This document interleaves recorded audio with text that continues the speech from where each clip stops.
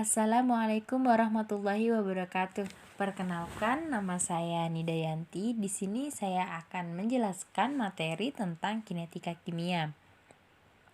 Sebelum kita masuk untuk mempelajari materi, marilah kita berdoa bersama-sama agar ilmu yang kita pelajari dapat bermanfaat untuk kita ke depannya. Bismillahirrahmanirrahim. Rabbi syrah li sadri wa yassir li amri wahlul 'uqdatam min lisani yafqahu qawli. Membahas materi tentang kinetika kimia, di mana kinetika kimia adalah suatu ilmu yang membahas tentang laju atau kecepatan dan mekanisme reaksi. Berdasarkan banyaknya fase yang terlibat, reaksi terbagi menjadi dua. Yang pertama reaksi homogen dan yang kedua reaksi heterogen. Nah, reaksi homogen ini hanya terdapat satu fase dalam reaksinya. Sedangkan reaksi heterogen terdapat lebih dari satu fase dalam reaksi tersebut. Secara kuantitatif, kecepatan reaksi kimia dapat ditentukan oleh orde reaksi, yaitu jumlah dari eksponen konsentrasi pada persamaan kecepatan reaksi. Selanjutnya kita akan membahas tentang laju reaksi. Menurut Raymond Chang, dalam bukunya yang berjudul Chemistry edisi ke-10, menerangkan bahwa laju reaksi adalah perubahan konsentrasi suatu reaktan atau produk dalam satuan waktu. Laju reaksi ini memiliki satuan yaitu molaritas per detik yang menggambarkan perubahan konsentrasi atau molaritas suatu zat dalam satuan waktu. Nah, pada saat terjadi reaksi kimia, hal yang terjadi adalah pengurangan konsentrasi zat yang bereaksi yang biasa kita sebut reaktan karena telah menjadi produk dan menyebabkan konsentrasi produk bertambah seiring berjalannya waktu. Di sini kita lihat gambar dari grafik perubahan konsentrasi produk dan reaktan terhadap waktu. Pada sumbu Y yang kita tuliskan sebagai konsentrasi dan sumbu X-nya yaitu waktu. Dari gambar tersebut dapat diketahui bahwa pada saat awal sebelum terjadinya reaksi hanya terdapat reaktan dan belum ada produk. Nah, saat reaksi mulai berjalan atau berlangsung, konsentrasi reaktan menjadi menurun dan konsentrasi produk menjadi meningkat seiring berjalannya waktu hingga reaksinya selesai. Dari grafik dapat kita misalkan untuk reaksi sederhana seperti perubahan reaktan A menjadi produk B. Secara umum, laju reaksi dapat dinyatakan dalam persamaan sederhana yaitu reaktan A menjadi produk B.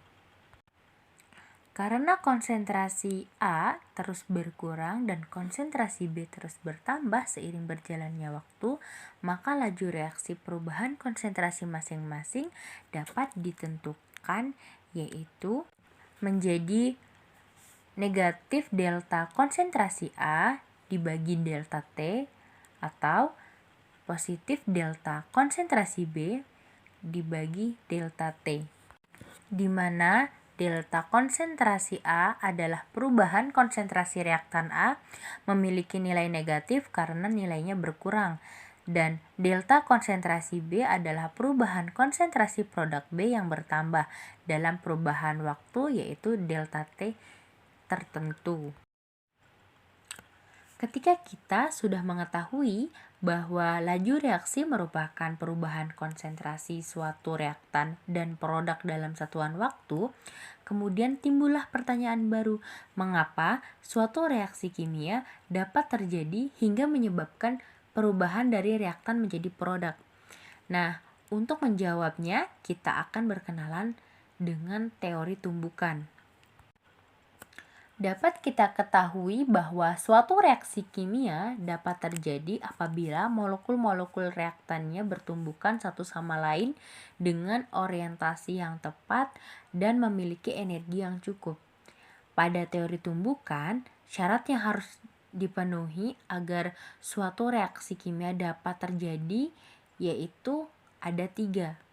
Yang pertama, molekul-molekul harus saling bertumbukan atau berinteraksi. Kemudian yang kedua, molekul-molekul yang bertumbukan memiliki energi yang cukup, melebihi energi aktivasi dari reaksi yang akan dijalani. Kemudian yang ketiga, molekul-molekul yang bertumbukan harus pada orientasi yang tepat. Selanjutnya kita akan membahas faktor-faktor yang mempengaruhi laju reaksi. Yang pertama yaitu suhu. Seperti yang kita ketahui bahwasanya partikel-partikel dalam zat itu selalu bergerak. Nah, jika suhu zat dinaikkan, maka energi kinetik partikel-partikel akan bertambah sehingga tumbukan antar partikel akan mempunyai energi yang cukup untuk melampaui energi pengaktifan atau energi aktivasinya. Hal ini akan menyebabkan lebih banyak terjadi tumbukan yang efektif dan menghasilkan reaksi.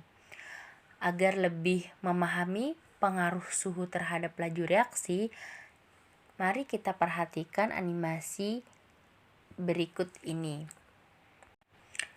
Animasi tersebut menjelaskan reaksi pembentukan MgCl2 dari Mg dan HCl pada suhu tinggi dan suhu rendah.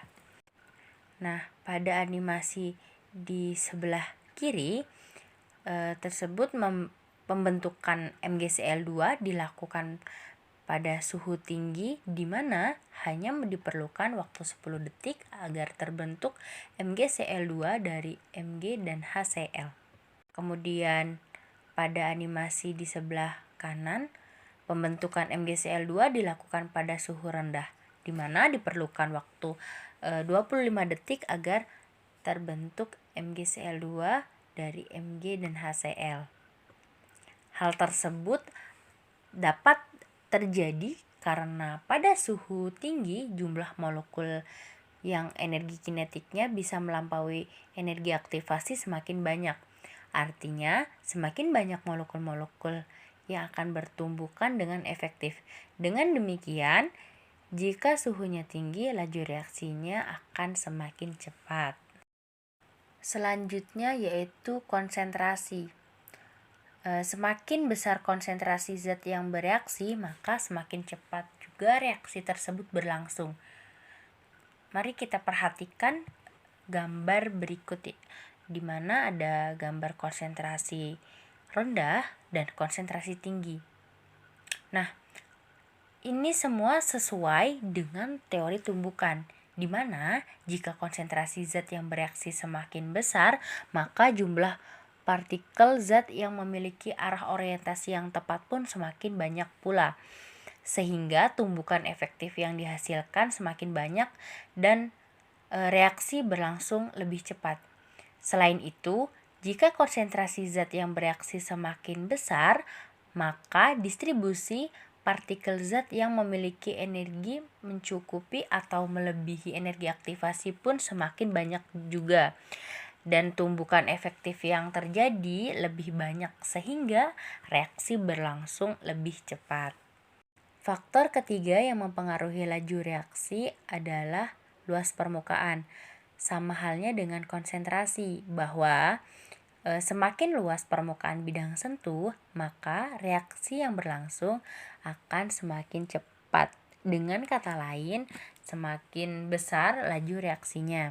Nah, hal ini disebabkan karena saat luas permukaan bidang sentuhnya luas, maka akan semakin banyak juga partikel ataupun molekul yang bertumbukan secara efektif. Sebaliknya, jika luas permukaannya kecil, maka laju reaksinya akan semakin kecil. Karena apa? Karena partikel atau molekul yang bertumbukan secara efektif itu semakin sedikit. Selanjutnya yaitu katalis. Katalis juga dapat mempengaruhi laju reaksi, yaitu membuat laju reaksi semakin besar atau mempercepat laju reaksi. Bagaimana sih cara bekerjanya suatu katalis? Nah, cara kerjanya katalis yaitu dengan cara menurunkan energi aktivasi dari suatu reaksi, sehingga energi yang diperlukan oleh molekul-molekul reaktan untuk bereaksi menjadi lebih rendah dan reaksinya lebih cepat atau lebih mudah terjadi. Katalis ini dapat menurunkan energi aktivasi dengan cara bereaksi dengan reaktan membentuk suatu kompleks yang teraktivasi, lalu akan terurai kembali membentuk produk dan mengembalikan katalis. Hal tersebut dapat kita lihat dari kurva energi reaksi dengan katalis maupun tanpa katalis. Dapat kita lihat perbedaannya bahwa pada garis yang berwarna biru itu menunjukkan energi aktivasi tanpa katalis, kemudian yang berwarna merah energi aktivasi dengan katalis. Dapat kita lihat ya perbedaannya. Dengan menggunakan katalis, energi aktivasinya jauh lebih rendah dibandingkan tanpa katalis. Itulah keuntungannya tadi, kita menggunakan katalis untuk mempercepat terjadinya suatu reaksi. Selanjutnya kita membahas tentang orde reaksi. Orde suatu reaksi ialah jumlah semua eksponen atau dari konsentrasi dalam persamaan laju. Orde reaksi juga menyatakan besarnya pengaruh konsentrasi reaktan terhadap laju reaksi. Beberapa jenis orde reaksi yaitu yang pertama ada reaksi orde 0, kemudian reaksi orde 1 dan reaksi orde 2. Reaksi dengan orde 0 bermakna bahwa konsentrasi suatu reaktan tidak berpengaruh terhadap laju suatu reaksi. Sedangkan reaksi dengan orde 1 bermakna bahwa laju reaksi akan sebanding besarnya dengan konsentrasi reaktan. Yang terakhir, reaksi dengan orde 2, maka laju reaksi akan bertambah sebesar pangkat 2 dari konsentrasi reaktan. Jadi dia lebih besar dari konsentrasi reaktannya. Pembahasan selanjutnya yaitu menentukan orde reaksi. Nah, di sini dapat kita lihat jika tahap reaksi dapat diamati, orde adalah koefisien pada tahap reaksi yang berjalan lambat.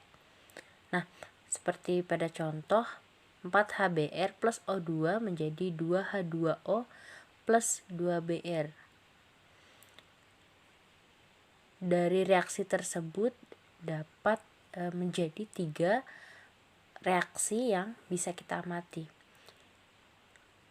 Dengan tahapannya, yang pertama ada HBr plus O2 menjadi HBr2O dan reaksinya berjalan lambat. Kemudian ada HBr plus HBr2O menjadi 2HBrO dan reaksinya berjalan cepat. Kemudian yang ketiga 2HBr plus 2HBrO menjadi produk yaitu 2H2O plus 2Br2 dan reaksinya berjalan cepat. Kita dapat mengamatinya di mana bahwa koefisiennya itu bertambah sehingga laju reaksinya itu berjalan lebih cepat seperti pada yang HBr plus HBr2O menjadi 2HBrO, reaksinya cepat, begitupun dengan yang 2HBr. Bagaimana dengan tahapan reaksi yang tidak bisa diamati? Bagaimana cara menentukan orde reaksinya? Kita bisa menentukannya dengan cara eksperimen. Nah, konsentrasi salah satu zat itu tetap dan konsentrasi zat lainnya berubah. Seperti pada contoh soal. Nah, reaksinya yaitu 2NO plus 2H2 menjadi N2 plus 2H2O. Semuanya dalam keadaan sebagai gas ya. Kemudian mempunyai data percobaan. Di sini ada 4 percobaan. Pada ada NO Kemudian ada pada H2 dengan kecepatan reaksinya mol per detik. Kemudian yang ditanyakan, tentukan orde reaksi dan hukum lajunya. Bagaimana cara menyelesaikannya?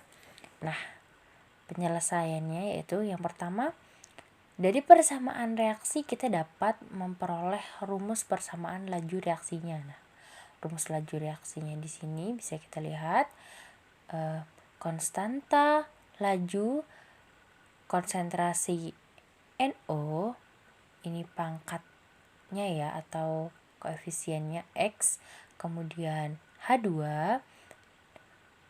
kemudian ada pangkat koefisiennya Y pada konsentrasi NO tetap. Maka dapat diperoleh orde reaksi pereaksi H2, yaitu ini kita menggunakan percobaan 2 dan percobaan 1, di mana sama dengan konstanta lajunya kemudian konsentrasi NO2 itu 2 kali, kemudian konsentrasi H2 sama karena dia tetap, dibagi konstanta konsentrasi NO itu 1, dan begitupun dengan H2. Kemudian cara menghitungnya, kita masukkan nilai yang pada tabel tadi ya, ini. Kemudian setelah nilainya dimasukkan, kita kali atau jumlahkan sesuai dengan perhitungan matematika biasa. Kemudian diperoleh 3 sama dengan 3Y, di mana Y sama dengan 1. Jadi bisa dinyatakan bahwa orde reaksi pada H2 adalah menepati orde 1. Nah, selanjutnya pada H2 tetap, maka dapat diperoleh orde reaksi pereaksinya, yaitu kita menggunakan percobaan 4 dan 3 menggunakan cara yang sama, kemudian dimasukkan nilai-nilainya, maka kita dapatkan 4 sama dengan 2X, di mana nilai X-nya sama dengan 2. Orde reaksi dari H2 adalah 2. Nah, berdasarkan perhitungan tersebut, maka kita akan memperoleh orde reaksinya yaitu X plus Y, yaitu 2 ditambah 1 sama dengan 3. Sehingga hukum laju reaksinya adalah V sama dengan konstanta laju, konsentrasi NO, X, dan konsentrasi H2 berpangkat Y, di mana kita masukkan nilainya tadi 2 dengan 1, sehingga menjadi V sama dengan konstanta laju, konsentrasi NO2 pangkat 2, dan konstanta laju H2. Itulah tadi penjelasan materi tentang kinetika kimia. Demikian yang bisa saya sampaikan, kurang dan lebihnya saya mohon maaf. Semoga bermanfaat untuk teman-teman semua. Saya akhiri, wassalamualaikum warahmatullahi wabarakatuh.